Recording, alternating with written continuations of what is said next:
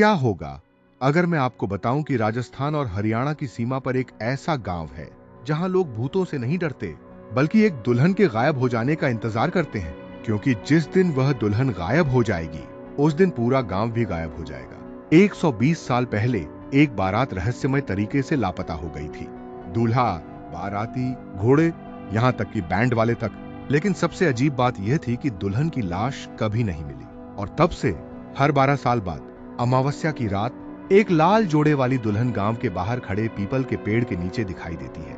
वह किसी से बात नहीं करती, किसी को नुकसान नहीं पहुंचाती, बस आसमान की तरफ देखती रहती है जैसे किसी चीज का इंतजार कर रही हो। लेकिन 120 सालों में किसी ने यह नहीं सोचा कि शायद वह किसी इंसान का इंतजार नहीं कर रही, शायद वह अपने घर जाने का रास्ता खोज रही है। नमस्कार दोस्तों, मैं हूं OM और आप सुन रहे हैं भूतकाल द हॉन्टेड टेस्टिमोनीज। आज की कहानी है पीपल वाली दुल्हन। साल 2026। दिल्ली का एक खोजी पत्रकार था, विवान अरोड़ा। उसे अजीब और अनसुलझी घटनाओं की जांच करने का शौक था। एक दिन उसके पास एक बिना नाम का पार्सल पहुंचा। अंदर एक पुरानी तस्वीर थी। तस्वीर में एक पीपल का पेड़ दिखाई दे रहा था और उसके नीचे एक दुल्हन लाल जोड़े में। तस्वीर के पीछे लिखा था, वह फिर लौट आई है, और नीचे तारीख थी 1906। विवान मुस्कुराया। उसे लगा किसी ने मजाक किया है। लेकिन फिर उसे एक और तस्वीर मिली। इस बार तारीख थी 1918। दुल्हन वही, पीपल वही, सब कुछ वही। फिर 1930, 1942, 1954, 1966, 1978, 1990, 2002, 2014 और आखिर में 2026। हर तस्वीर में दुल्हन बिल्कुल एक जैसी थी, एक भी बदलाव नहीं, जैसे समय ने उसे छुआ ही ना हो। विवान अब गंभीर हो चुका था। 2 दिन बाद वह राजस्थान हरियाणा सीमा के पास बसे गांव सूरजगढ़ पहुंच गया। गांव में घुसते ही उसे कुछ अजीब महसूस हुआ। हर घर की छत पर एक लोहे का त्रिकोण लगा हुआ था और हर घर के मुख्य दरवाजे पर एक ही निशान बना था, एक गोल घेरा जिसके बीच में एक आंख बनी हुई थी। विवान ने एक दुकानदार से पूछा, ये निशान क्यों बने हैं? दुकानदार का चेहरा उतर गया। रात होने वाली है, आप यहां से चले जाइए। क्यों? क्योंकि आज अमावस्या है। यह कहकर वह दुकान बंद करके चला गया। पूरा बाजार सिर्फ 10 मिनट में खाली हो गया, जैसे किसी ने खतरे की घंटी बजा दी हो। शाम होते होते गांव सुनसान हो चुका था। सिर्फ एक बूढ़ी औरत सड़क के किनारे बैठी थी। उसकी उम्र लगभग 100 साल लग रही थी। विवान उसके पास गया। मां जी, पीपल वाली दुल्हन के बारे में जानती हैं? बूढ़ी औरत ने उसकी तरफ देखा, फिर हंसने लगी धीरे धीरे, और फिर अचानक रोने लगी। लोग समझते हैं वो भूत है, काश वो सिर्फ भूत होती। विवान चौंक गया। मतलब? बूढ़ी औरत ने कांपते हाथ से गांव के बाहर खड़े पीपल की तरफ इशारा किया। वो इस दुनिया की नहीं है, तो फिर कहां की है? औरत की आंखों में डर भर गया। यही तो कोई नहीं जानता, लेकिन मेरे दादा कहते थे जिस रात बारात गायब हुई थी उस रात आसमान में दूसरा चांद दिखाई दिया था।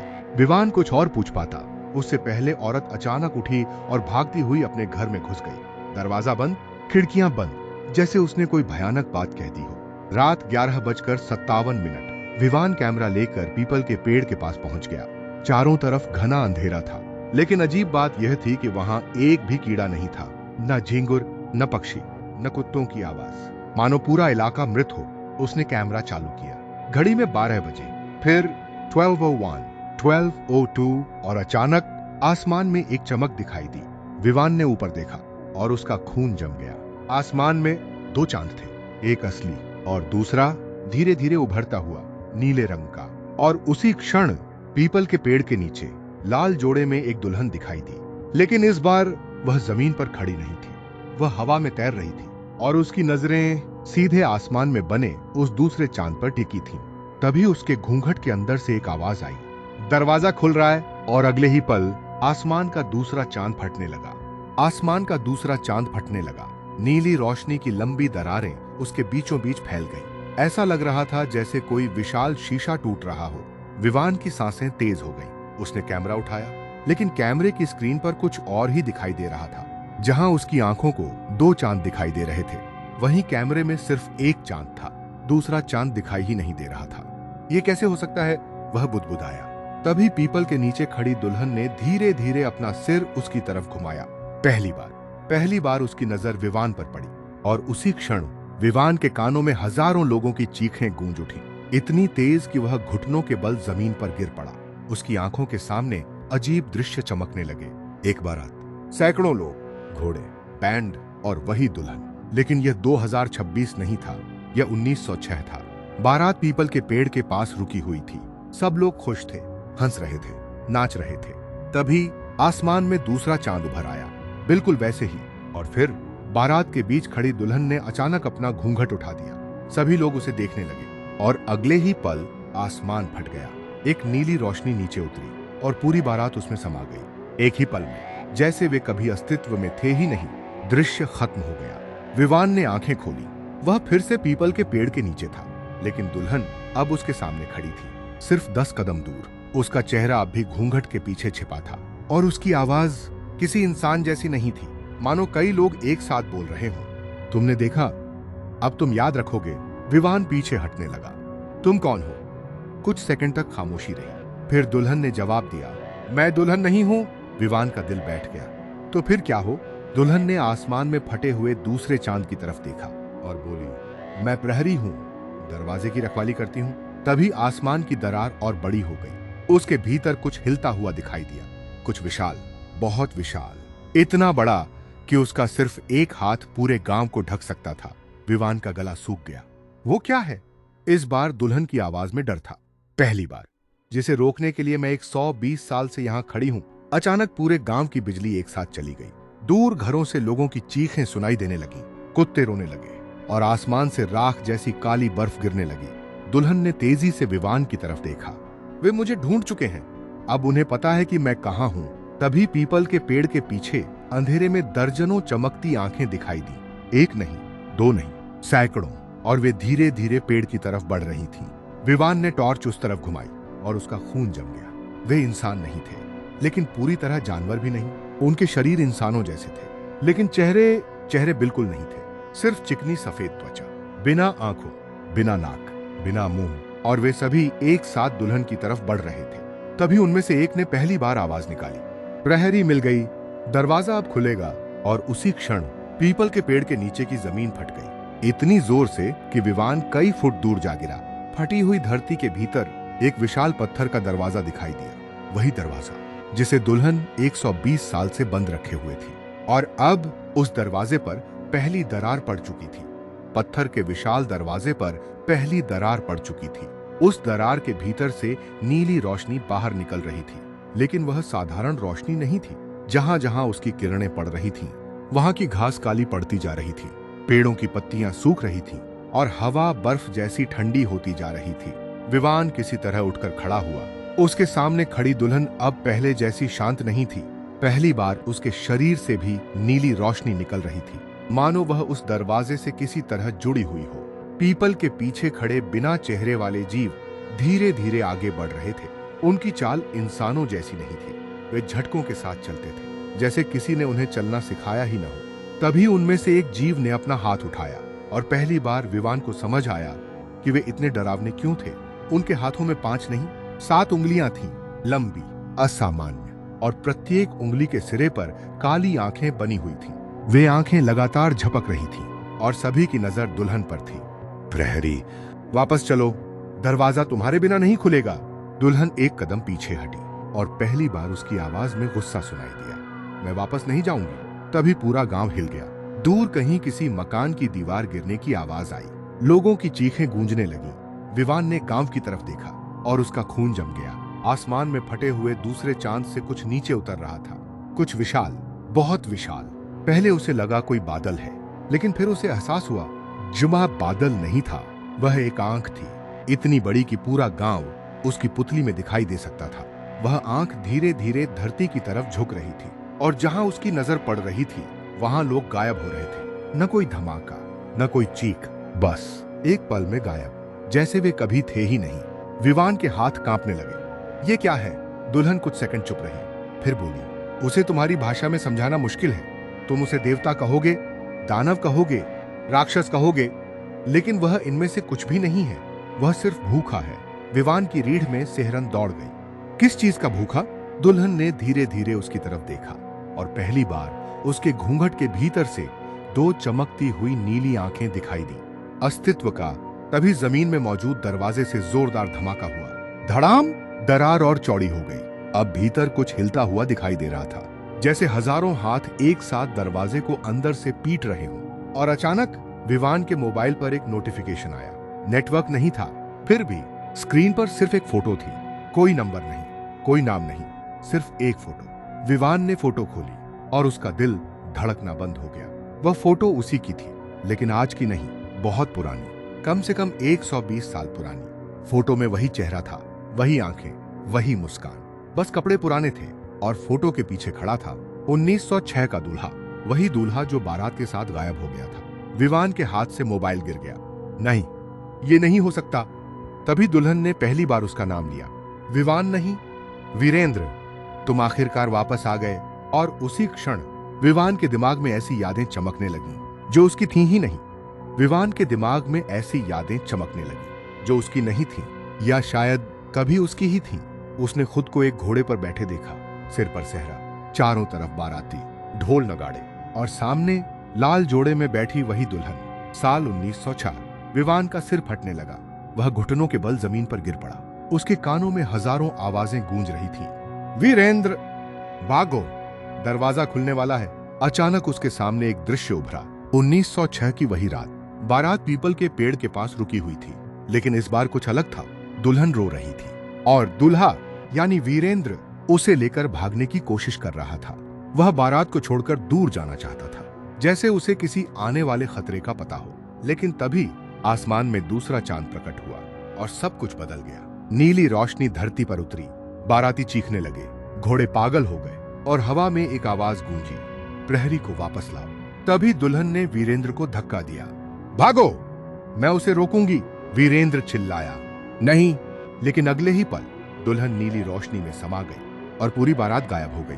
दृश्य खत्म हो गया। विवान ने आंखें खोली। उसका शरीर पसीने से भीग चुका था। दुल्हन अब भी उसके सामने खड़ी थी। तुम कौन हो? इस बार दुल्हन ने अपना घूंघट थोड़ा सा उठाया, बस इतना कि उसकी आंखें दिखाई दें, नीली, मानो उनमें पूरा आकाश समाया हो। मेरा नाम नंदिनी था, लेकिन वह 120 साल पहले की बात है। विवान का दिल तेजी से धड़कने लगा। और मैं? दुल्हन की आंखें भर आईं। तुम वीरेंद्र थे, वही जिसने मुझे बचाने की कोशिश की थी। विवान पीछे हट गया। ये असंभव है, मैं पुनर्जन्म जैसी चीजों पर विश्वास नहीं करता। तभी जमीन फिर कांप उठी, पहले से ज्यादा जोर से। पीपल के नीचे का विशाल दरवाजा अब आधा खुल चुका था और उसके भीतर एक शहर दिखाई दे रहा था, लेकिन वह कोई इंसानी शहर नहीं था। आसमान उल्टा था, इमारतें हवा में तैर रही थीं और वहां का चांद काला था। विवान उसे देखकर ही डर गया, मानो इंसानी दिमाग उस जगह को समझ ही नहीं सकता था। तभी बिना चेहरे वाले जीवों का नेता आगे बढ़ा। उसके शरीर पर सैकड़ों आंखें खुल गईं और उसने दुल्हन से कहा, समय समाप्त हो गया है। प्रहरी, या तो वापस चलो या दोनों दुनियाएं नष्ट हो जाएंगी। विवान चिल्लाया। कौन सी दोनों दुनियाएं? जीव ने पहली बार उसकी तरफ देखा और उसकी आवाज पूरे गांव में गूंज गई। तुम्हारी दुनिया और हमारी। तभी आसमान में मौजूद विशाल आंख पूरी तरह खुल गई। उसकी पुतली के बीच कुछ दिखाई दिया, एक चेहरा। और वह चेहरा देखकर विवान का खून जम गया, क्योंकि वह चेहरा उसी का था और वह मुस्कुरा रहा था। फिर आसमान से उसकी ही आवाज गूंजी, इस बार मैं उसे वापस ले जाऊंगा और इस बार कोई मुझे रोक नहीं पाएगा। दुल्हन पहली बार डर गई, सचमुच डर गई, और उसने फुसफुसाकर कहा, नहीं। वह जाग गया, असली वीरेंद्र जाग गया। असली वीरेंद्र जाग गया। दुल्हन की आवाज कांप रही थी। 120 सालों में पहली बार। विवान ने उसकी तरफ देखा। असली वीरेंद्र? तो मैं कौन हूं? तभी आसमान में मौजूद विशाल आंख की पुतली फैलने लगी और उसके भीतर दिखाई देता विवान का चेहरा धीरे धीरे बदलने लगा। उसकी मुस्कान और चौड़ी हो गई और फिर आंख के भीतर से वही आवाज गूंजी, तुम सिर्फ उसका खोल हो, उसकी यादों का बर्तन। मैं असली हूं। विवान का सिर दर्द से फटने लगा। अचानक उसके दिमाग में और यादें चमकने लगी। 1906, बारात वाली रात। लेकिन इस बार उसने कुछ ऐसा देखा जो पहले नहीं देखा था। पीपल के नीचे खड़ी नंदिनी रो नहीं रही थी, वह किसी से लड़ रही थी, किसी ऐसी चीज से जो इंसान जैसी दिखती थी, लेकिन इंसान थी नहीं। और वह चीज वीरेंद्र जैसी दिख रही थी, बिल्कुल वीरेंद्र जैसी। एक ही चेहरा, एक ही आवाज, लेकिन उसकी आंखें पूरी तरह काली थीं। तभी नंदिनी चिल्लाई, यह वीरेंद्र नहीं है, यह दरवाजे के उस पार से आया हुआ जीव है। दृश्य अचानक टूट गया। विवान ने घबराकर आंखें खोल दी। अब उसे समझ आने लगा था। 120 साल पहले गायब हुआ दूल्हा शायद मरा नहीं था, कुछ और हुआ था, कुछ ऐसा जिसे गांव वाले आज तक समझ नहीं पाए। तभी बिना चेहरे वाला जीव फिर आगे बढ़ा। उसकी सैकड़ों आंखें एक साथ खुल गई। प्रहरी, उसे सच बता दो। दुल्हन कुछ पल चुप रही, फिर उसने पहली बार अपना घूंघट पूरी तरह हटा दिया। विवान की सांस रुक गई, क्योंकि उसका चेहरा इंसानी था, लेकिन पूरी तरह नहीं। उसकी त्वचा के नीचे नीली रोशनी बह रही थी, जैसे उसका शरीर किसी और दुनिया की ऊर्जा से बना हो। उसने धीरे से कहा, मैं इस गांव की दुल्हन नहीं थी, मैं उस दूसरी दुनिया की प्रहरी थी, जिसे तुम्हारे लोग गलती से भूतों की दुनिया समझते हैं। विवान स्तब्ध रह गया। तो फिर तुम यहाँ कैसे आई? दरवाजा टूट गया था और मैं उसे बंद करने आई थी, लेकिन तब वह रुक गई। उसकी आंखों में दर्द दिखाई दिया। मैं वीरेंद्र से मिल गई। तभी आसमान में मौजूद आंख गुस्से से चमक उठी। पूरा गांव हिल गया और उस आंख के भीतर का चेहरा चिल्लाया, झूठ! तुमने अपना कर्तव्य भुला दिया था। अचानक विवान को महसूस हुआ कि कोई उसकी यादों में घुस रहा है। उसके बचपन की तस्वीरें बदलने लगी। उसकी माँ का चेहरा धुंधला पड़ने लगा। उसके दोस्तों के नाम गायब होने लगे। वह चीख उठा, मेरे साथ क्या हो रहा है? दुल्हन का चेहरा डर से सफेद पड़ गया। वह तुम्हें मिटा रहा है, जैसे उसने 1906 में असली वीरेंद्र को मिटा दिया था। अब सच सामने आने लगा था। 120 साल पहले असली वीरेंद्र की जगह किसी और ने ले ली थी, किसी ऐसी सत्ता ने जो उस दूसरे चांद के पीछे रहती थी। और अब वह फिर से लौट आई थी, लेकिन इस बार उसका निशाना गांव नहीं था, उसका निशाना विवान था, क्योंकि विवान के भीतर अभी भी असली वीरेंद्र की आत्मा का एक हिस्सा मौजूद था। तभी पीपल के नीचे मौजूद विशाल दरवाजा पूरी तरह कांप उठा। उसकी दरारों से हजारों नीले हाथ बाहर निकलने लगे और पहली बार दरवाजे के भीतर से किसी ने जोर से दस्तक दी, इतनी जोर से कि पूरा गांव जमीन से कुछ इंच ऊपर उठ गया। और फिर दरवाजे के पीछे से एक आवाज आई, ऐसी आवाज जिसे सुनकर दुल्हन घुटनों पर गिर गई। मैं घर आ रहा हूं। और उसी क्षण दरवाजा बीच से फट गया। दरवाजा बीच से फट गया। इतनी तेज आवाज हुई कि पूरे सूरजगढ़ गांव की खिड़कियां एक साथ टूट गईं। आसमान में मौजूद दूसरा चांद अब आधा नहीं, पूरी तरह खुल चुका था। उसके भीतर सिर्फ अंधेरा नहीं था, कुछ और था, कुछ ऐसा जिसे इंसानी आंखें देखने के लिए बनी ही नहीं थी। विवान ने सिर्फ 1 सेकंड के लिए उस दरवाजे के अंदर देखा और उसी पल उसकी नाक से खून बहने लगा। उसके कानों में भयानक दर्द हुआ, मानो उसका दिमाग उस दृश्य को स्वीकार करने से इनकार कर रहा हो। दुल्हन चीख उठी, मत देखो, कोई भी उसे देखकर सही सलामत नहीं रहता। लेकिन देर हो चुकी थी। विवान ने देख लिया था और अब कुछ उसके भीतर जाग रहा था। तभी दरवाजे के भीतर से एक विशाल हाथ बाहर निकला, लेकिन वह हाथ मांस का नहीं था, वह नीली रोशनी से बना हुआ था और उसकी उंगलियों के बीच पूरा आकाश घूम रहा था, मानो हर उंगली में एक अलग दुनिया कैद हो। बिना चेहरे वाले जीव तुरंत घुटनों पर बैठ गए। सभी एक साथ बोलने लगे, स्वामी, स्वामी लौट आए। दुल्हन पीछे हट गई। उसकी आंखों में ऐसा भय था जो विवान ने पहले कभी नहीं देखा। वह कौन है? विवान ने कांपते हुए पूछा। दुल्हन ने जवाब दिया, वह कोई व्यक्ति नहीं है, वह एक चेतना है, एक ऐसी सत्ता जो दुनियाओं के बीच रहती है और जो भी उसे देख ले वह उसके सपनों में प्रवेश कर सकती है। तभी आसमान में मौजूद विशाल आंख पूरी तरह खुल गई और उसके भीतर का चेहरा, विवान जैसा चेहरा, मुस्कुराने लगा। 120 साल तक तुमने मुझे रोके रखा, लेकिन अब खेल खत्म हो चुका है। अचानक पूरा गांव अंधेरे में डूब गया, एकदम अंधेरा, न चांद न तारे, कुछ भी नहीं। और उस अंधेरे में लोगों की चीखें सुनाई देने लगी, सैकड़ों, हजारों। विवान ने इधर उधर देखा, गांव गायब हो चुका था, पीपल का पेड़ भी, दुल्हन भी। वह अकेला खड़ा था एक विशाल मैदान में, जहां जमीन कांच जैसी चमक रही थी और दूर दूर तक हजारों दरवाजे खड़े थे, सभी अलग अलग आकार के, सभी अलग अलग रंग के। तभी पीछे से एक आवाज आई, आखिरकार मिल ही गए। विवान पलटा और उसका दिल धड़कना बंद हो गया। उसके सामने वह खुद खड़ा था, बिल्कुल उसी जैसा, एक जैसी आंखें, एक जैसा चेहरा, एक जैसी आवाज। लेकिन उसकी मुस्कान मानवीय नहीं थी। वह दूसरा विवान धीरे धीरे उसके करीब आया और बोला, मैं वीरेंद्र नहीं हूं, मैं वह हूं जिसने वीरेंद्र को खाया था। विवान के पैरों तले जमीन खिसक गई। दूसरा विवान हंसने लगा। 1906 में जब दरवाजा खुला, मैं पहली बार इस दुनिया में आया और सबसे पहले मुझे वीरेंद्र मिला। मैंने उसका शरीर ले लिया, उसकी यादें ले ली और उसकी आत्मा का एक हिस्सा बच गया जो अब तुम्हारे अंदर है। अब सब समझ आने लगा था, इसीलिए उसे 1906 की यादें दिखाई दे रही थी, इसीलिए दुल्हन उसे वीरेंद्र कह रही थी। तभी दूसरा विवान उसके बिल्कुल सामने आकर रुक गया और फुसफुसाया, मुझे बस एक चीज चाहिए, तुम्हारे अंदर बचा हुआ वह आखिरी हिस्सा, और फिर कोई भी दरवाजा कभी बंद नहीं रहेगा। अचानक दूर खड़े हजारों दरवाजे एक साथ खुल गए और उनमें से लाखों आंखें विवान को घूरने लगी। फिर सभी ने एक साथ एक ही बात कही, निर्णय का समय आ गया है।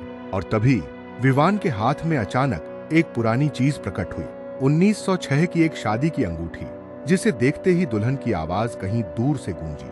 अगर तुम्हें याद आ गया कि उस रात वास्तव में क्या हुआ था, तो अभी भी हम जीत सकते हैं। लेकिन उसी क्षण दूसरे विवान ने मुस्कुराकर कहा, और अगर उसे याद आ गया तो पूरी दुनिया हार जाएगी। दूसरे विवान की बात सुनकर पूरा मैदान कांप उठा। हजारों दरवाजे एक साथ खुल बंद होने लगे।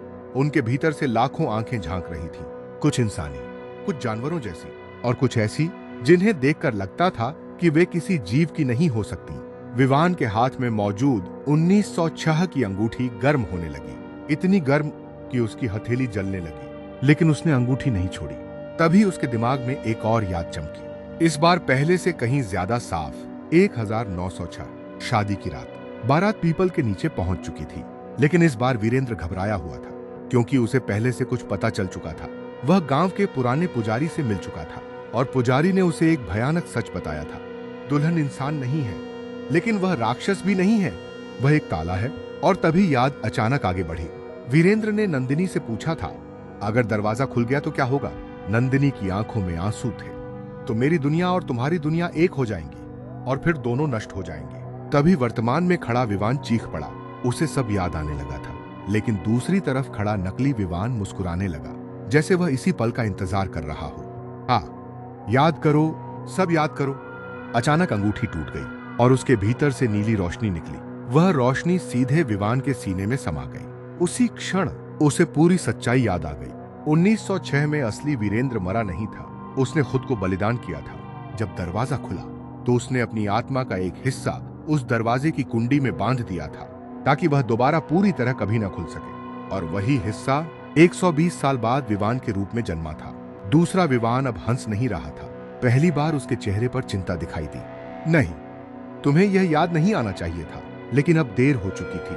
विवान की आंखें नीली चमकने लगी, उसी तरह जैसे नंदिनी की चमकती थी। दूर खड़े हजारों दरवाजे अचानक कांपने लगे और पहली बार वे बंद होने लगे, एक एक करके। दूसरा विवान चीख उठा, रुको, तुम नहीं समझते, मैं खलनायक नहीं हूं। विवान ठिठक गया। यह पहली बार था जब उस सत्ता की आवाज में डर सुनाई दिया था। क्या मतलब? दूसरा विवान धीरे धीरे बोला, मैं कैदी नहीं हूं, मैं पहरेदार हूं। पूरा मैदान शांत हो गया। विवान का दिल बैठ गया। क्या? जिसे तुम राक्षस समझ रहे हो, वह असली खतरा नहीं है। उसने आसमान की तरफ इशारा किया। विवान ने ऊपर देखा और उसकी रूह कांप गई, क्योंकि आसमान में मौजूद दूसरा चांद गायब हो रहा था और उसके पीछे कुछ और दिखाई दे रहा था, कुछ इतना विशाल कि दोनों दुनियाएं उसकी आंख के एक कोने में समा सकती थी। तभी नंदिनी की आवाज गूंजी, उसकी बात मत सुनना, यही उसका सबसे पुराना झूठ है। लेकिन अगले ही पल आसमान फट गया पूरी तरह, और उस दरार के पीछे जो चीज दिखाई दी, उसे देखकर नंदिनी पहली बार चीख उठी। सिर्फ डरी नहीं, चीख उठी, क्योंकि वह चीज वहां नहीं होनी चाहिए थी। नहीं, यह जाग नहीं सकता। और उसी क्षण लाखों दरवाजों के पीछे से एक साथ दस्तक की आवाज आई, थक थक थक, मानो पूरी सृष्टि के सभी दरवाजों पर कोई एक साथ दस्तक दे रहा हो। और फिर एक आवाज आई, इतनी विशाल कि दोनों दुनियाएं उसके सामने छोटी लगने लगी। किसने कहा कि केवल दो दुनियाएं हैं? किसने कहा कि केवल दो दुनियाएं हैं? वह आवाज सुनते ही सब कुछ रुक गया। हवा, समय, यहां तक कि दरवाजों की आवाज भी, पूरा अस्तित्व जैसे एक पल के लिए थम गया। विवान ने आसमान की तरफ देखा। दूसरे चांद के पीछे जो चीज दिखाई दे रही थी, अब वह और स्पष्ट हो चुकी थी। वह कोई जीव नहीं था, कोई देवता नहीं, कोई राक्षस नहीं, बल्कि एक दरवाजा, इतना विशाल कि दोनों दुनियाएं उसकी चौखट के बराबर भी नहीं थी।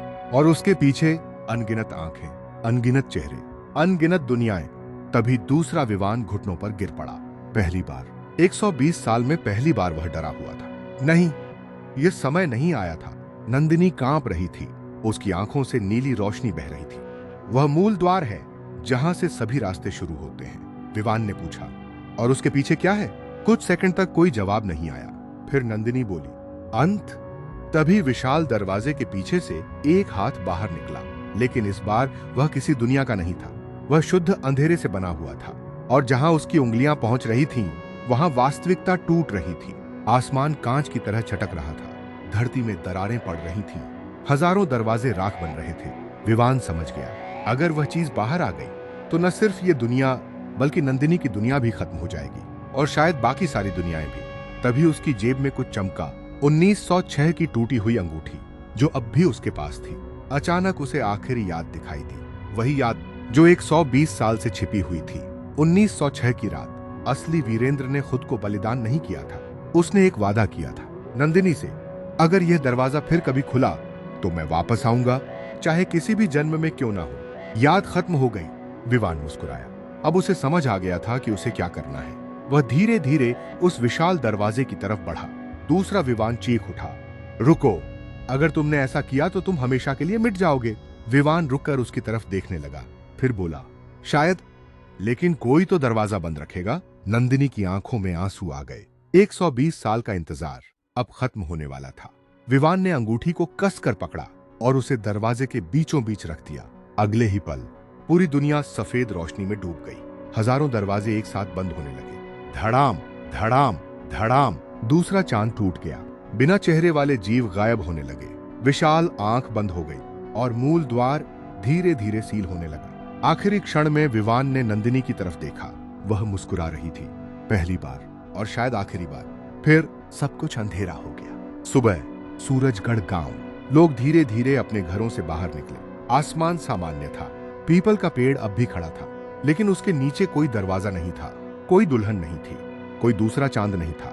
बस एक पुरानी पत्थर की पट्टिका पड़ी थी जिस पर 2 नाम खुदे हुए थे, नंदिनी, वीरेंद्र, और नीचे लिखा था, कुछ प्रेम कहानियां शादी पर खत्म नहीं होती, वे दुनियाओं को बचाने के बाद खत्म होती है। गांव वालों ने फिर कभी पीपल वाली दुल्हन को नहीं देखा, लेकिन आज भी अमावस्या की रात जब हवा बिल्कुल शांत होती है, कुछ लोग दावा करते हैं कि पीपल के पेड़ के पास 2 परछाइयां दिखाई देती हैं, एक दुल्हन की और एक दूल्हे की, जो धीरे धीरे धुंध में खो जाती है, मानो आखिरकार उन्हें अपना घर मिल गया हो।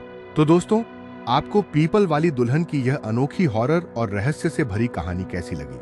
अगर कहानी पसंद आई हो तो वीडियो को लाइक जरूर करें, अपने दोस्तों के साथ शेयर करें और ऐसे ही नई, अलग और रोमांचक हॉरर कहानियों के लिए भूतकाल द हॉन्टेड टेस्टिमोनीज को सब्सक्राइब करना बिल्कुल न भूलें। कमेंट में बताइए, क्या आप चाहते हैं अगली कहानी हो कुएं के नीचे वाला शहर या रेलवे स्टेशन नंबर 13? मैं आपका दोस्त OM आपसे विदा लेता हूं। फिर मिलेंगे एक नए डर, नए रहस्य और नई कहानी के साथ।